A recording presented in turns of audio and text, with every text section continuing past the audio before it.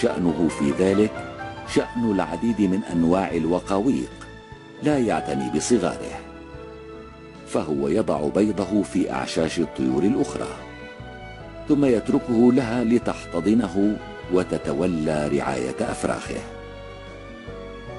ومن هذه الطيور المضيفة طيور القصب المغنية وعصافير الأقفاص. وكثيرا ما ينسجم لون بيض الوقواق مع لون بيض الطيور المضيفة، إلا أنه أكبر حجما.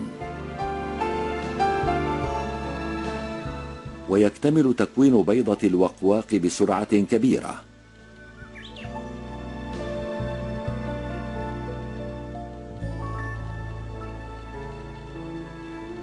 وعادة تكون أول ما يفقس من البيض.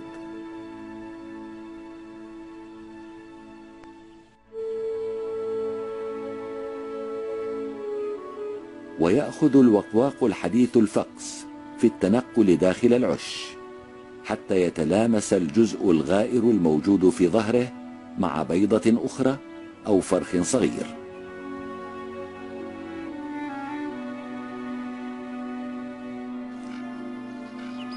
وعندئذ يتسلق الوقواق جوانب العش برجليه القويتين،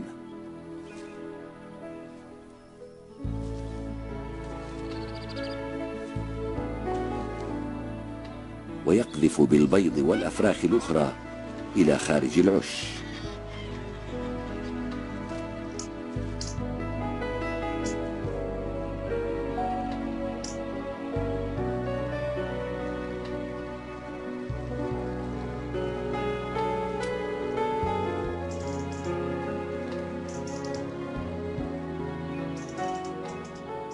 ويظل فرخ الوقواق يكرر هذه الحركة حتى يخلي العش من سائر البيض والأفراخ.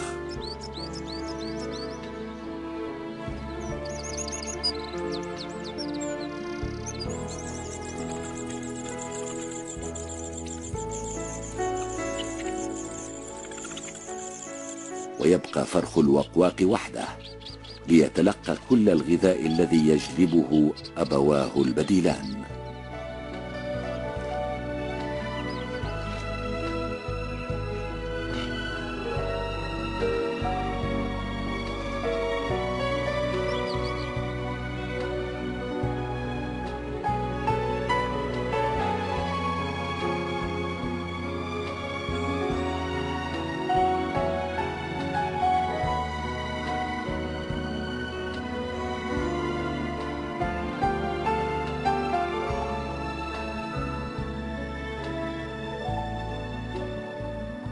المشهد غير مألوف للجميع، حيث يقوم هذا الطائر الصغير بوضع الطعام لفرخ الوقواق الذي يكبره كثيرا. ويلاحظ الجهد الكبير الذي يقوم به الطائر الصغير لإطعامه، بل إن الطائر المسكين يجفل من صغيره كلما اقترب منه ليطعمه، خوفا من أن يأكله هذا الابن الغول العملاق الذي قضى على بيضه وفراخه وخرب بيته ونكد عليه حياته.